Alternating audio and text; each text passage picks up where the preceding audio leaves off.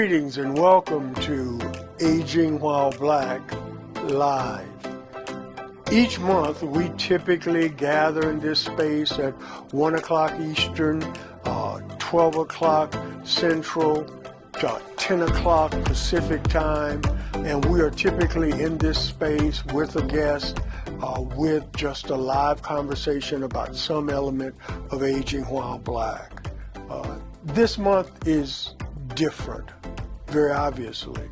In honor of Mother's Day in the month of May, and the important role that mothers play in the black aging experience, I wanted to sit down and have a conversation with my mom.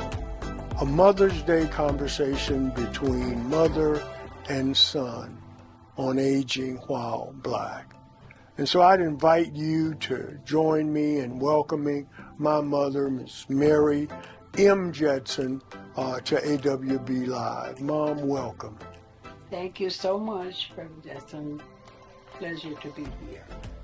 So we typically begin our conversations by asking our guests to introduce themselves to our audience. How would you introduce yourself? I would introduce myself as Mary M. Jetson. The M is my maiden name, Monica Jetson. I want the world to know that they consider me a senior citizen. But in the kingdom, which is where I prefer to be, I am called a seasoned saint. Nothing to do with the New Orleans saints, the saints that God created. And I would want this audience to know that I feel so blessed today, beyond measure, to have my son thinking enough of me to include me on this program as his guest. To God be the glory. Thank you. Thank you. So what does the phrase aging while black mean for you? The word aging a lot of time comes to me at the level of a number. How many years I've been here, how much I have experienced, even to the point of how mature I am. That word covers a lot of territory. Aging while black to me means to me that some of the things I thought were part of my aging were not. They were just situations I sometimes had put myself in, and I'd gone beyond where I think I should have been. Aging while black for Mary Jetson is making sure that Mary Jetson knows who she is and whose she is. And you said a number of years.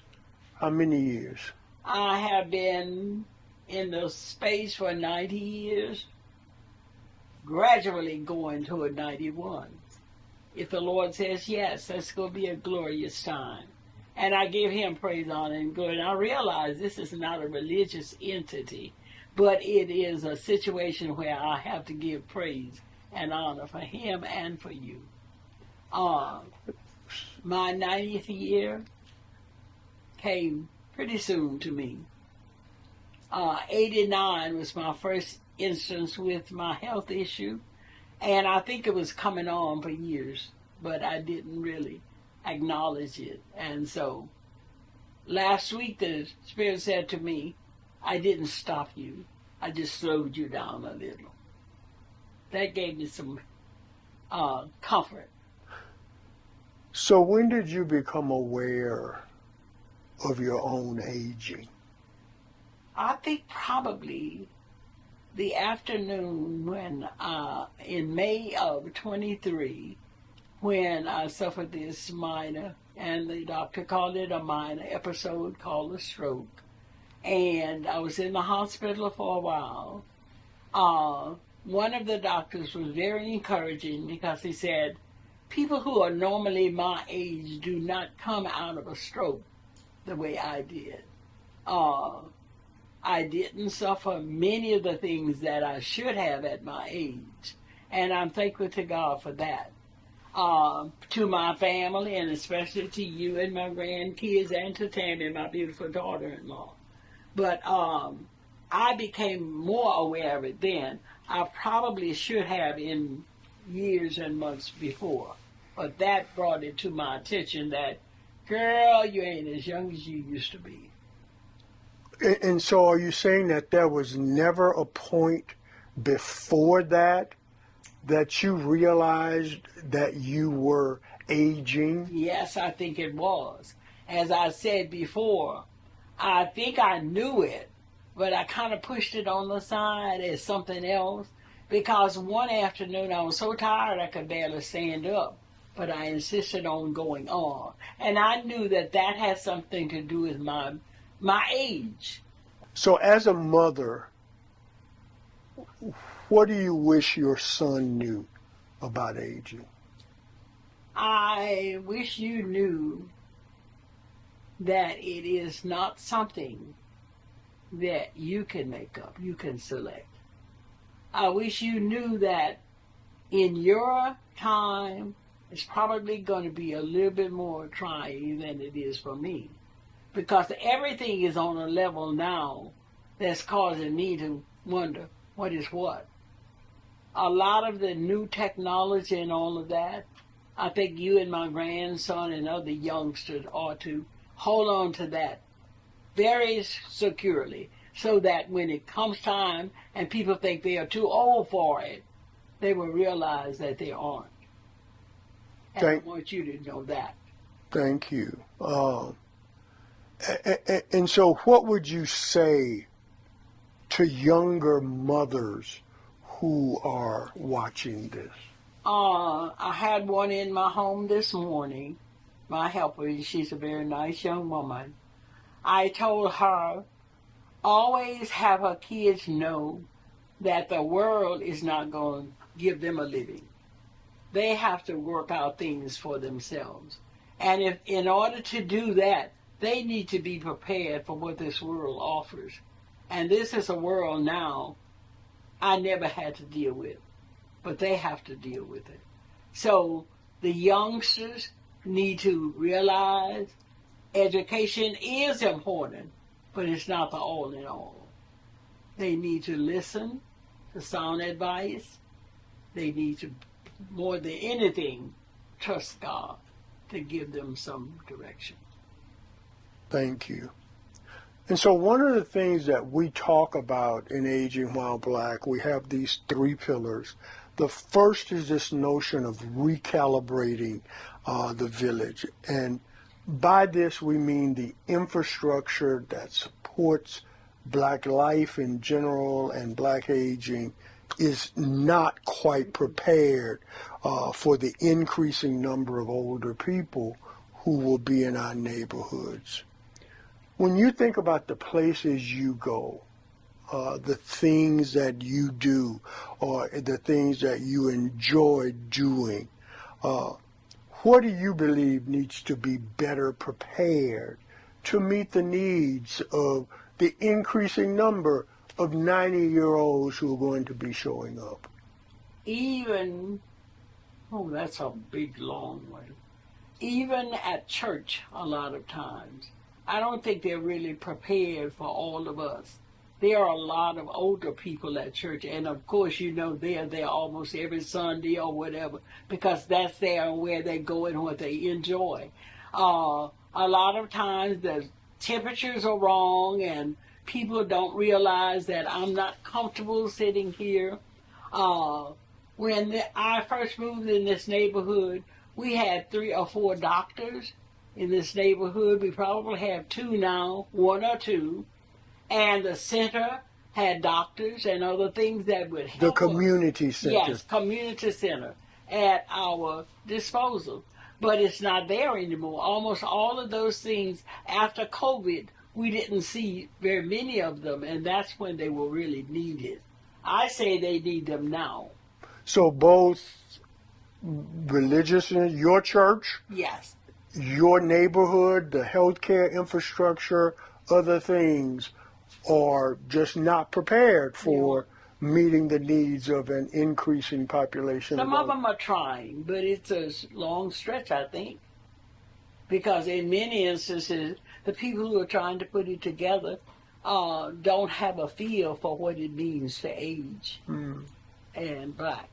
So that's this whole, one of the things that we talk about, the term is cultural competency, or understanding it through the lens of being black, right, but aging. also this aging sensitivity, and recognizing that there is a difference related to this population. That's true, very much so.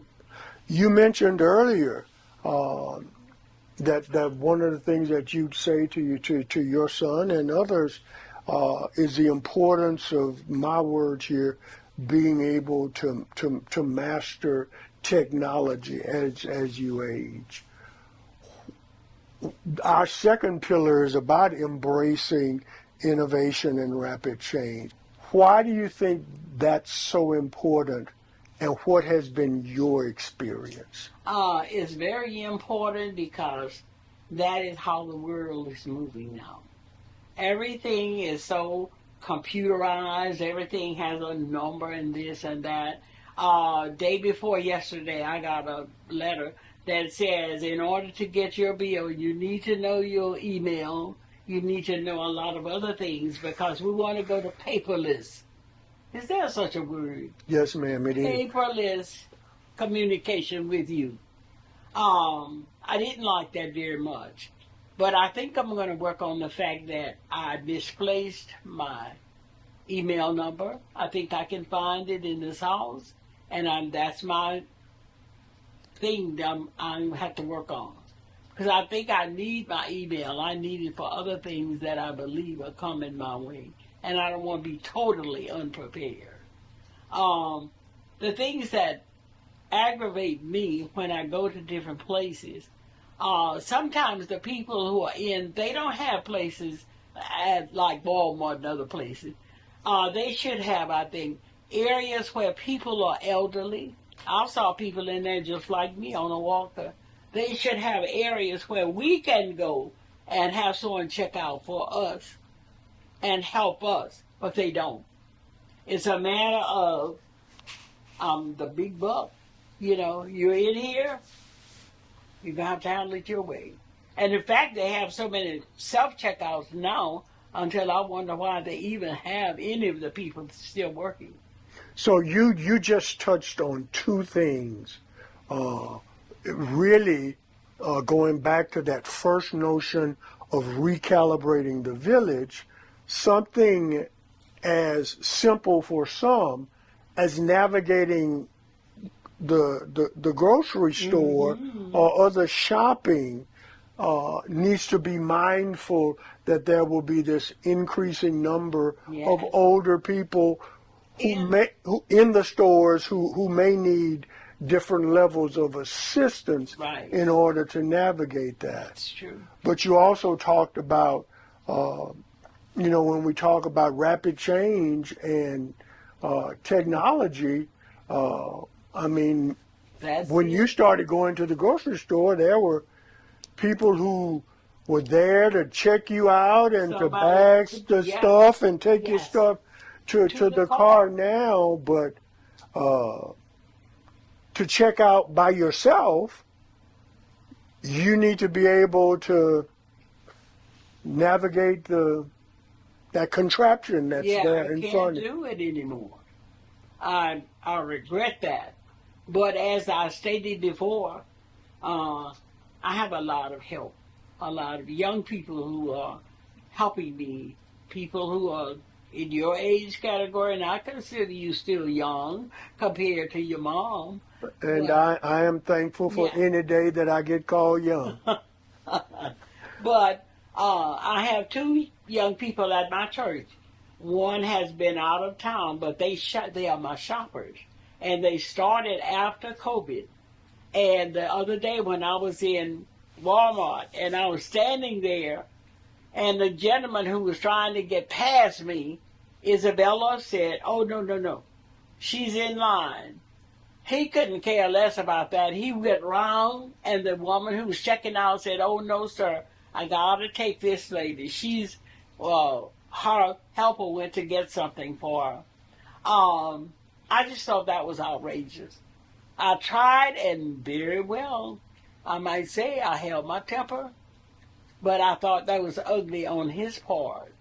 But my shoppers are back, and I don't have to worry about that anymore. When I put my list out, they might call me 20 times. What is this you mean, Mama Jet? Is this the thing I'm supposed to get? But they are my shoppers. And But not everybody, not every older person in general, or older black person specifically, has designated shoppers. Right. But you mentioned something here, and it takes us to this third pillar of aging while black, where we talk about leaning into the spirit of Sankofa, or wisdom sharing. In what ways are you sharing your wisdom with others? In the church, when I teach vacation Bible school, I'm an avid Sunday school teacher. I love it. I have traveled all over Louisiana doing workshops for the 4th District and the Women's Auxiliary in the 4th District. That is And the my 4th love. District is your church association. Yes, it is. Oh, so it's an association of churches in the 4th District formation from the National Baptist Convention, USA. Okay. That, and I'm part of the 4th. They have other districts. Yes, ma'am. But this one is where I am. And it has been really beneficial to me. So you share wisdom through your spiritual lens, and that brings you into contact with people from different generations? Yes, it does. And now people at the church, too. The young people, they have what is called a puppet ministry. And when they aren't acting the way they're supposed to, I kind of nicely remind them. And I'm glad to say they are all very sweet kids. I've seen them act up with other people, but they never do that with Mama Jet, as they call me. They fight over who's going to roll my wheelchair in the church and that kind of crazy stuff. I love it because it says I mean something to them. And I want that to resonate with them, that I'm not putting them down, I'm helping them to grow into the kind of person I think they should be. So I'll wrap things up here. We typically end our conversations by giving our guests the Aging While Black magic wand, and we give them the ability to wave it and change one thing about aging.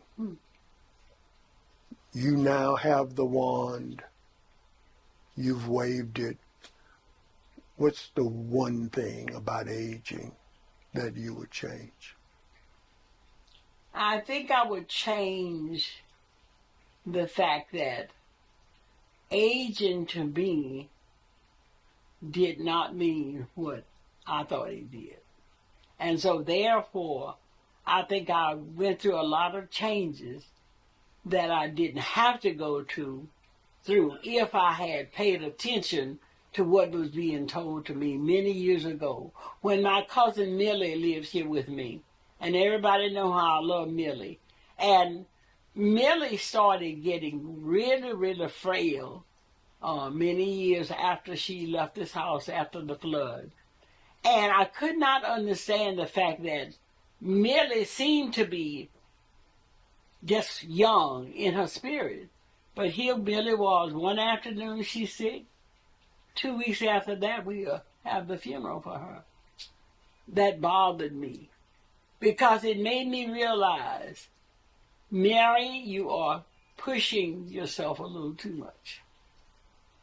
It made itself evident when I fell in that dining room. I knew then that maybe I didn't pay attention to it as aging. I just thought I was invincible. And nobody in this world on their own is invincible. And I want the world to know that. You need each other. I need you. You need me. We all need each other. And while I'm young, I needed you.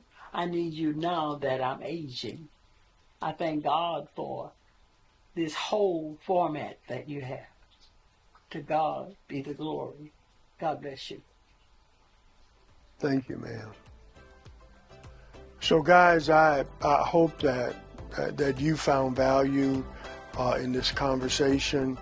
To all of the mothers who are watching this during the month of May, happy Mother's Day. And after the month of May, if you are watching this, thank you for being mothers and the important role that you play. And so, guys, thank you for joining us for awBLive. We'll be back next month with another conversation. Thank you, and God bless. God bless.